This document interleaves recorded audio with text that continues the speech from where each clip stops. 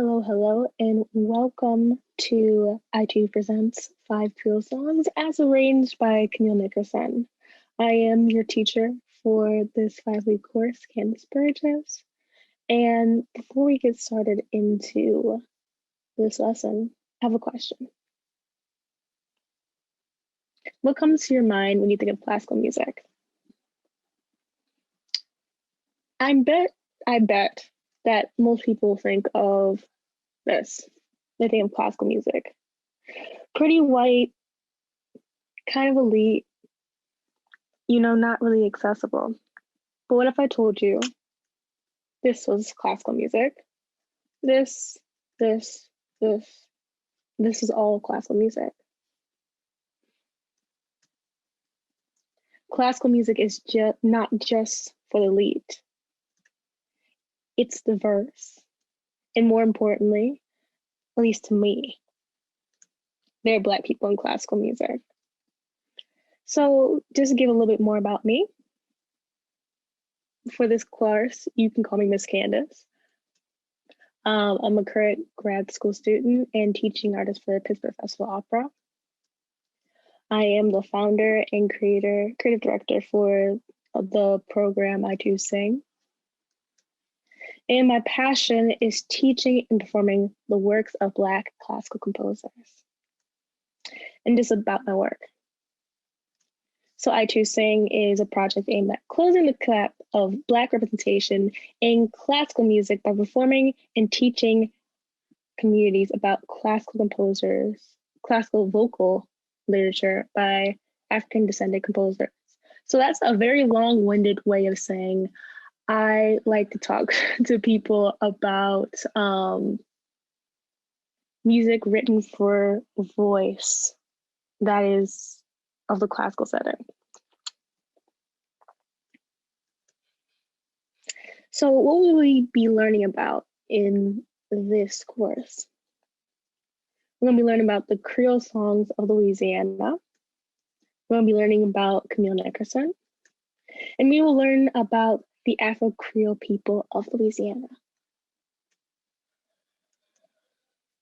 And by the end of this course, you will be able to identify what a Creole song is and the musical terms associated with the 5 Creole songs.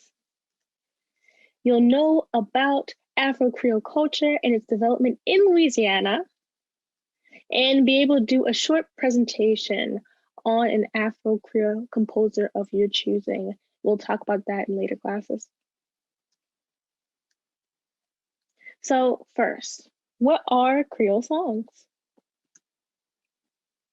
Now, this is a foreword, which is like an introduction, and it is a piece written by Camille Nickerson for like the foreword or like the introduction to her 5 Creole songs. She includes it in every copy of the song cycle. But we're going to focus on about the first 2 paragraphs of this document.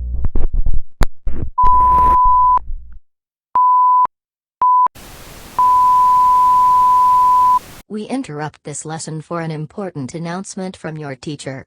Please stand by. This is Miss Candace from the future, here to give you a disclaimer about the document you're about to read.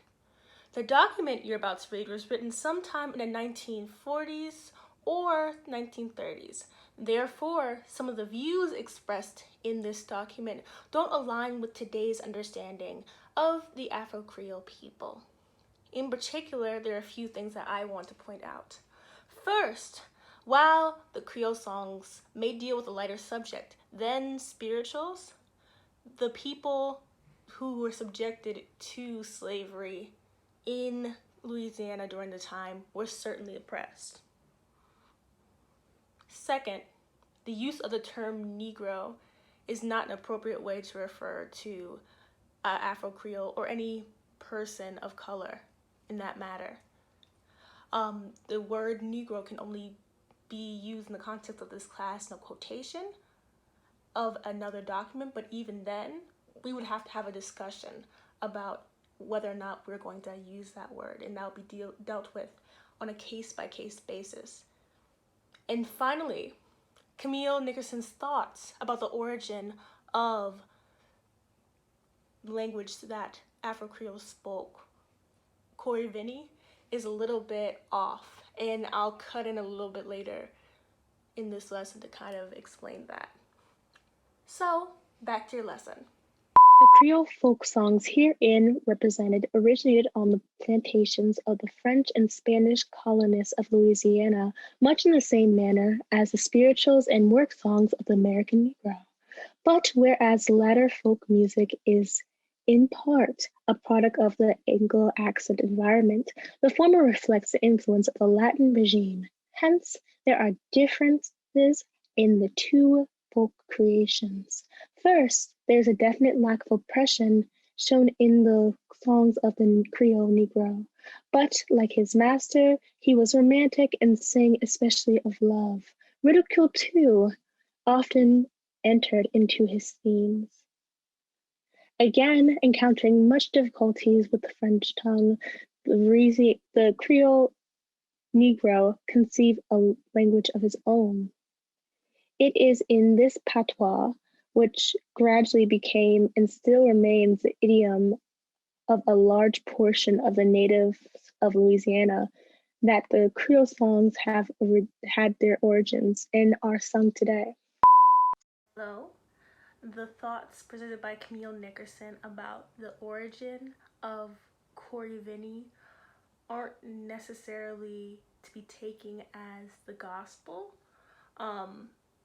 Nobody really knows the exact history and the exact development of Corrievini. What we do know is it came about during the French colonization, the early French colonization of Louisiana, and it was practiced by whites, blacks, and everybody in between. So, summary of what I just read. So Creole songs are folk music created by the Afro-Creole people of Louisiana on plantations. They are characterized by romanticism and their joyous nature.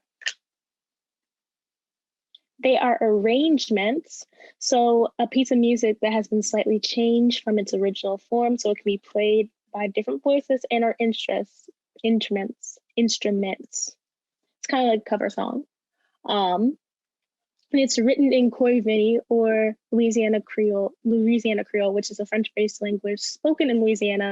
And it's made up of French and several other African languages. Now, there's something that Camille Nickerson said in this article that I want to address before moving on.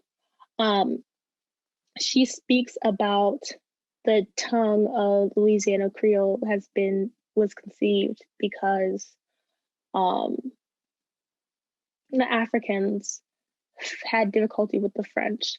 It's more so that the Africans created their own language using the French and their African languages they came with. It was more, it wasn't necessarily difficulty with French, it's more so making their own culture and their own language. So we're moving on. About the pieces we are studying.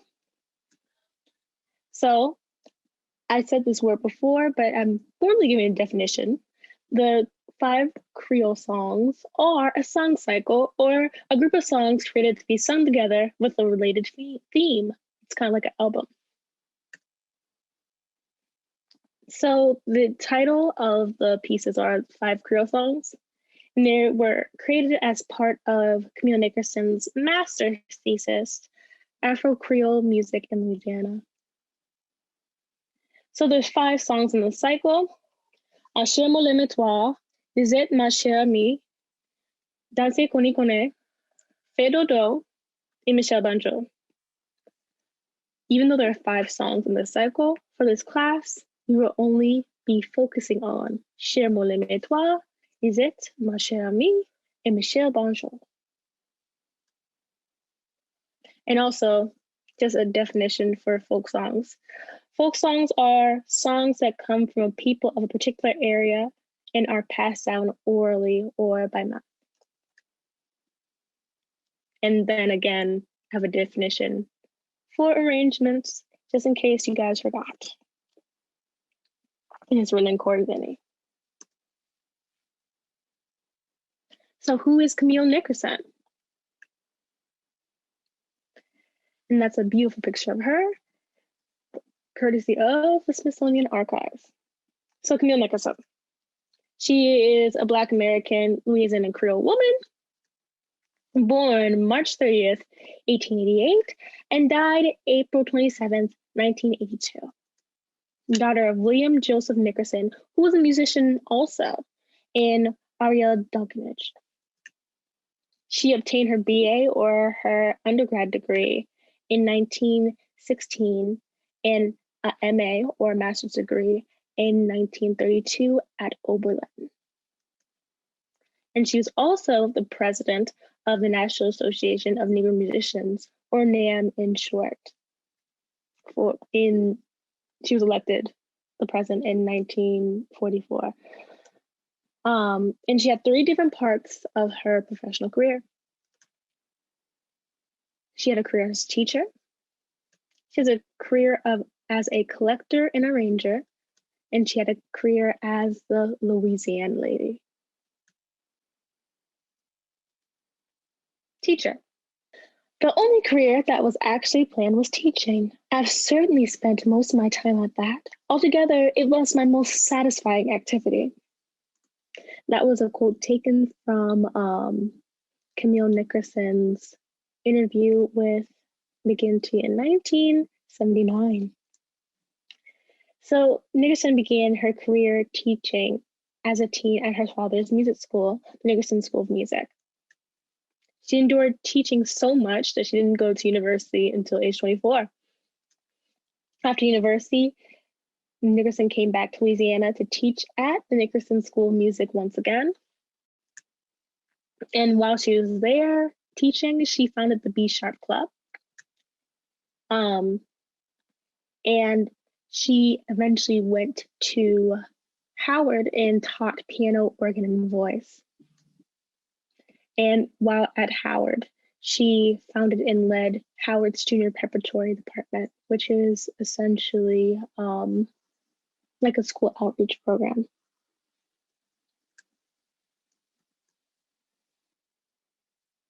Collector and arranger. Most material I've collected is concerning people, their lives, and their songs. There are so many incidents that happened that I wish I could have written. I took notes on them, but of course, that wasn't my mission. I wanted to collect the music and make settings. I wanted them published that everybody could hear them. So Camille Nickerson became interested in Creole songs after coming back home from Oberlin. Her motivation to collect Creole songs came from her collecting arranging songs for Edna Thomas, who was a singer who sung these songs. And after she collected and arranged pieces for this woman, Camille Nickerson thought to herself, as she says in the McGinty interview, but this did point out to me that these were important songs which should be known. After that, I began to think what I could do to get a hold of these songs and arrange them. She took her leave from Howard in the summer of 1931 to collect and record Creole songs using Rosenwald Fellowship and arranged pieces. And her final part of her career as the Louisiana lady. The Louisiana lady was her stage name, and there's a long quote regarding that. I think that I will not be reading this quote per se, but you can definitely read it as I'm presenting the other information on the slide. So in interest of promoting her arrangements, Nickerson began performing her arrangements of Creole song and street calls. Nickerson toured the United States and Europe as the Louisiana lady from 1941 to 1960. And in 1954, the U.S. State Department sponsored her tour of France as a goodwill ambassador. Okay, and the last part of this is, who are the Afro-Creole people?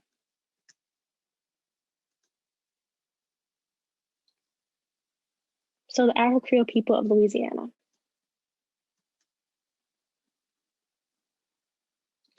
Afro-Creole people of Louisiana were peoples whose heritage of African descent dates back to the inhabitants of colonial Louisiana during the period of both French and Spanish rule. And it includes both Black Creoles and Creoles of color.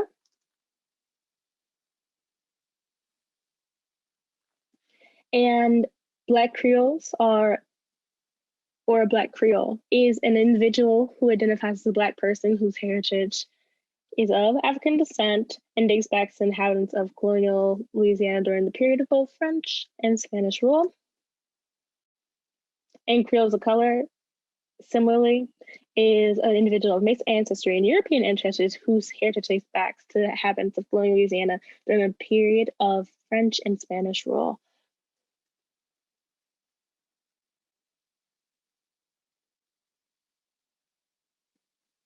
Okay.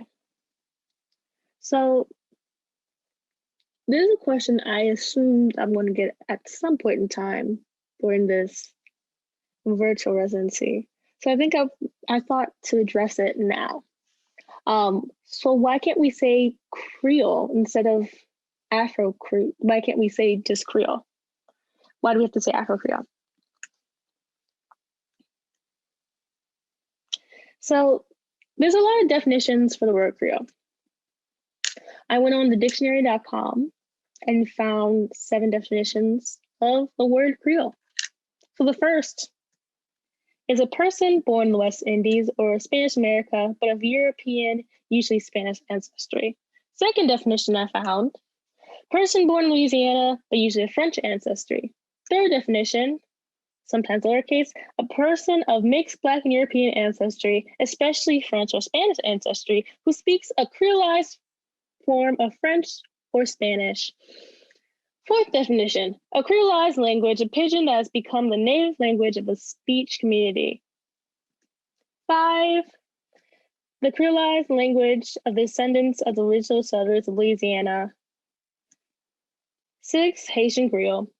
7, usually lowercase, archaic, a Black person born in the New World as distinguished as one brought there from Africa.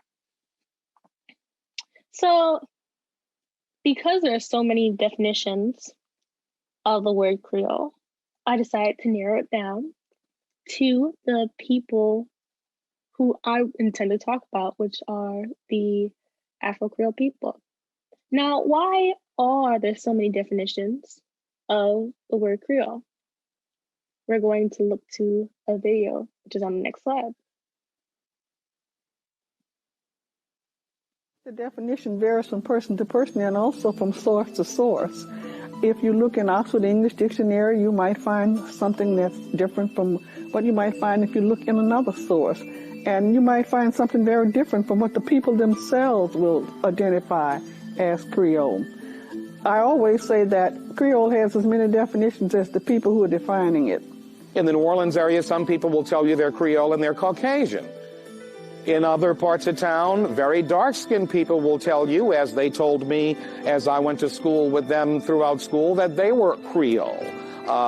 Portions of my family insisted that they were Creole people. For other members of my family, there wasn't that much emphasis on it. So I think Creole is very much like so many other things about New Orleans. It's a reflection of the fact that so many cultures merged here and melted together here that what you got was something truly unique.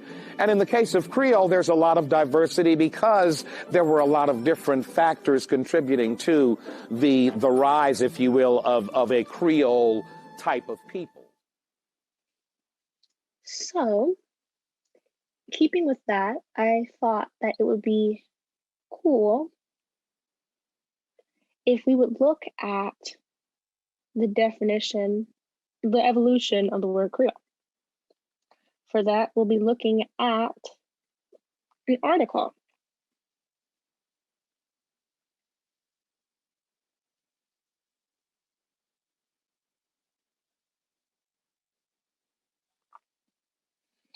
In the article is Creole, it's titled Creole in Louisiana, and it's by Connie Abel.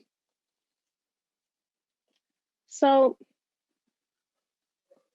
essentially, the history of the word Creole in English is pretty new.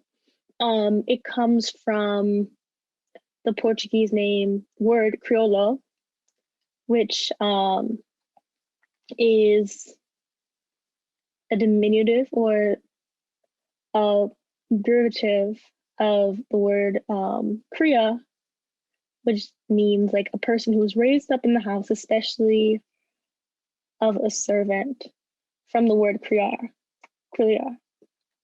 which means to bring up. The Portuguese word got translated into Spanish, which was criollo, and in new societies created by the European conquest, they use the word criollo in order to denotate people being somebody of the household. By the mid 1500s, Criollo meant native to the colonies. And it had a special notation, especially to be a word to define Black people. However, it kind of changed when applied to Louisiana. Yeah, so in Louisiana, the term was adopted to be used as native to colonies. And the designation was ubiquitous. It was used for people, horses, plants. It didn't imply superiority or anything.